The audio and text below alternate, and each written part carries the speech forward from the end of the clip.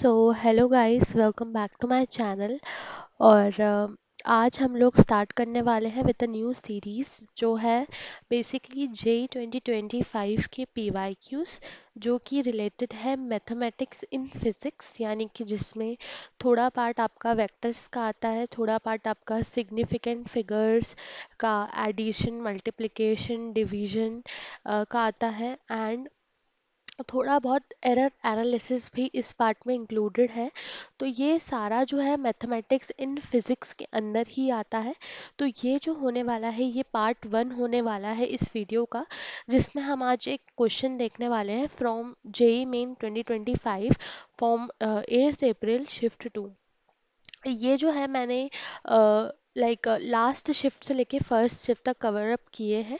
तो आपको इसमें जितने भी जे 2025 के पीवाईक्यूज हैं वो मिल जाएंगे of the latest pattern with the best tricks ever, ठीक है, जिसमें आपको सबसे कम टाइम में इनका जो है सॉल्यूशन मिलने वाला है।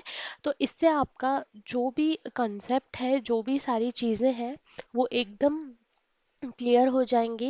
एंड ऑल्सो जैसा कि मैं हमेशा कहती हूँ कि मैं मेरे वीडियोस में कॉन्सेप्ट को बहुत अच्छे से कवर अप कर लेती हूँ, ठीक है, ताकि आप जब इस वीडियो को आप देखें या फिर मतलब इन अ सेंस आप इस वीडियो को रेफर करें, तो आपका जो ये पर्टिकुलर कंसेप्ट जो आपका क्लियर नहीं था, जिस वजह से आप ये क्वेश्चन नहीं कर पाए, वो आप कर पाएंगे। एंड इनफैक्ट अगर आप इसे फर्स्ट टाइम भी कर रहे हैं तो आपको इसमें कंसेप्ट तक ही आपको वीडियो देखना पड़ेगा, उसके बाद आप खुद से ही सॉल्व इसको कर लेंगे, ठीक है।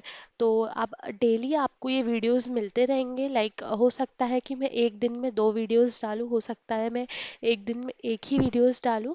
सो श्योरली आपको ये जो है इसके पार्ट्स मिलते रहेंगे, अराउंड 7 to 8 पार्ट्स होने वाले हैं, जिसमें मैं आपको जेई मेन के मैथमेटिक्स एंड फिजिक्स के सारे पीवाईक्यूज जो है यहाँ पे मैं क्लियर करवा दूंगी, ठीक है।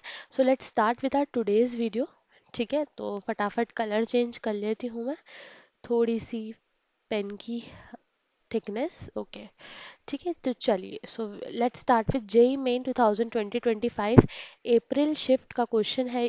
अप्रैल का क्वेश्चन है ये, 8 अप्रैल का शिफ्ट टू का, मतलब बिल्कुल ही रीसेंट का सवाल है ये, ठीक है। और आप देखेंगे इसमें बहुत ही मिनिमम चीज़, यानी कि आप कह सकते हो ये क्वेश्चन जो है ये आपको, देखो, जब भी जेई मेंस की मैं बात करूं, ठीक है, जेई मेंस की अगर मैं बात करती हूँ, तो आपने देखा होगा आजकल फिजिक्स थोड़ी सी टफ हो रही है, लेकिन टफ के साथ ही साथ उसमें एक फॉर्मूला वाले क्वेश्चन, ठीक है, एक फॉर्मूला वाले जो क्वेश्चंस होते हैं ना, वो बहुत ही इजी आजकल होते जा रहे हैं और ट्रेंडिंग भी है, जिनमें आपको सिर्फ एक फॉर्मूला और उसके बाद आपको सिर्फ कैलकुलेशन करनी पड़ती है और आप डायरेक्टली उसमें आंसर तक पहुंच जाते हो, ठीक है। तो ऐसे क्वेश्चंस आपको बिल्कुल भी नहीं छोड़ने हैं, और इससे ही आपका स्कोर जो है बढ़ता है, ठीक है, थोड़ा थोड़ा करके आपका पॉजिटिव स्कोर काफ़ी ज़्यादा इसमें बढ़ जाता है, ठीक है। तो सबसे पहले इस क्वेश्चन को हम ध्यान से पढ़ते हैं।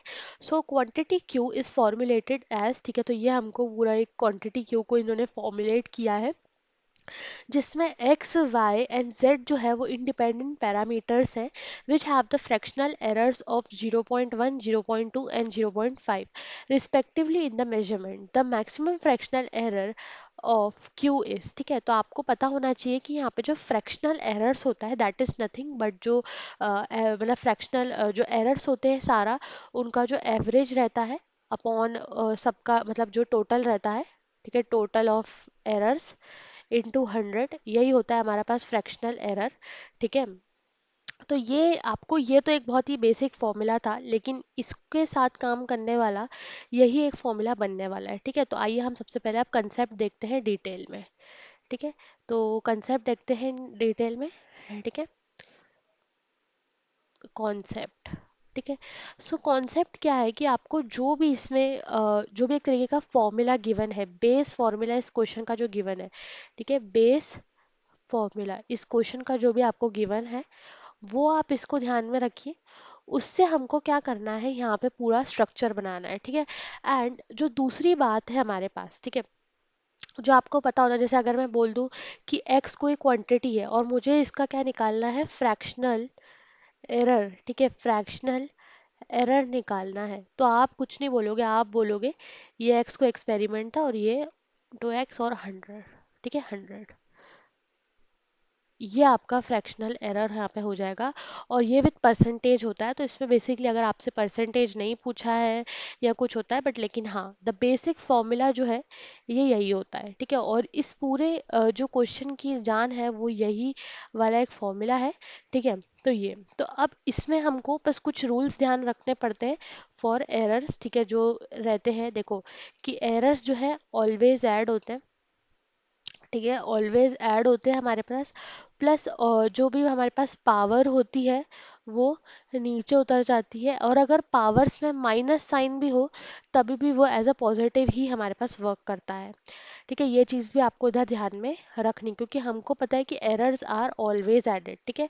तो अब सबसे पहले ये तो हो गया पूरा कॉन्सेप्ट वाला पेज। अब हम एक काम करते हैं, पूरा फॉर्मुलेशन देख लेते हैं। तो जो हमारे पास यहाँ पे फॉर्मूला है मैं उसको यहाँ पे लिख लेती हूँ, ठीक है। यहाँ से हमारा सोल्यूशन पार्ट चालू हो रहा है। सो देखते हैं क्या होता है। x -2, ठीक है। फिर हमारे पास, सॉरी एक सेकेंड, x -2, फिर है हमारे पास y +3/2, ठीक है। और z -2/5, ठीक है। ये हमारे पास यहाँ पे फॉर्मूला है जो हमको क्वेश्चन में यहाँ पे हमारे पास गिवन है, ठीक है। तो इसको अगर मैं यहाँ पे इन रूल्स के अकॉर्डिंग लिखना चाहूँ तो कैसे लिखूंगी, और हमें ये जो है पूरा इक्वल्स टू आप मान लो क्यू है, ठीक है। तो अगर मैं इसको भी लिखना चाहूँ तो लिखेंगे हम सबसे पहले delta q upon q is equals to यहाँ पे -2 d delta x/x plus 3/2 delta y/y plus -2/5 delta z/z। अब यहाँ पे जो थोड़े से ऐसे बच्चे हैं जिनको नहीं पता होता कि एरर्स आर ऑलवेज एडेड, वो यहाँ पे और यहाँ पे बहुत ही मेजर गलती कर देते हैं और उनका कैलकुलेशन गलत होता है। और सबसे बेकार बात ये होती है कि इससे होके जो उनका आंसर आता है ये यूज़ करके, वो आपको ऑप्शन में भी मिल जाएगा, ठीक है। अब उन्होंने, ये कैसे बच्चे होते हैं जिन्होंने सिर्फ एक बार जो है थ्योरी को रिवाइज किया होता है, लेकिन कभी भी उसके क्वेश्चंस जो होते हैं वो प्रैक्टिस नहीं किए होते। सो ऑलवेज आप ऐसे बच्चे मत बनो जो सिर्फ थ्योरी को रिवाइज करते हैं। आप ऐसे बच्चे बनो जो थ्योरी को भी रिवाइज करते हैं और क्वेश्चंस भी प्रैक्टिस करते हैं, ठीक है। तो चलिए, तो इसको हम सॉल्व करेंगे, लेकिन उसके पहले आप इसको ढंग से एक बार लिख लो। दैट इज की 2 delta x/x plus 3/2 delta y/y plus 2/5 delta z/z, ठीक है। अब हमको इनमें फ्रैक्शनल वैल्यूज जो है, ठीक है, फ्रैक्शनल वैल्यूज यानी कि ये वाली जो वैल्यूज थी 0.1, 0.2 और 0.5, ये ऑलरेडी दे रखी थी। और हमको इसमें मैक्सिमम पूछा है, मैक्सिमम एरर, फ्रैक्शनल एरर, यानी कि हमें परसेंटेज नहीं पूछा। तो यहाँ पे हम 100 से इंटू नहीं करेंगे, हम सिर्फ फ्रैक्शनल एरर निकाल देंगे, ठीक है। तो हमें बेसिकली पता है 0.1, 0.2 और 0.5, ये है x, ये है y और ये है z, ठीक है। तो इसको लिखते हैं हम। 2 डायरेक्टली इसी की वैल्यू दे रखी, तो 0.1 प्लस 3/2 इंटू 0.2, ठीक है, और प्लस 2/5 और ये होगा 0.5, ठीक है। तो अब देखिए इसमें थोड़ा सा कैंसलेशन भी करना पड़ेगा, ठीक है। और ये हमने यहाँ पे कैंसलेशन कर लिया है, ठीक है। तो ये हो जाएगा अराउंड हमारे पास 0.2, ठीक है।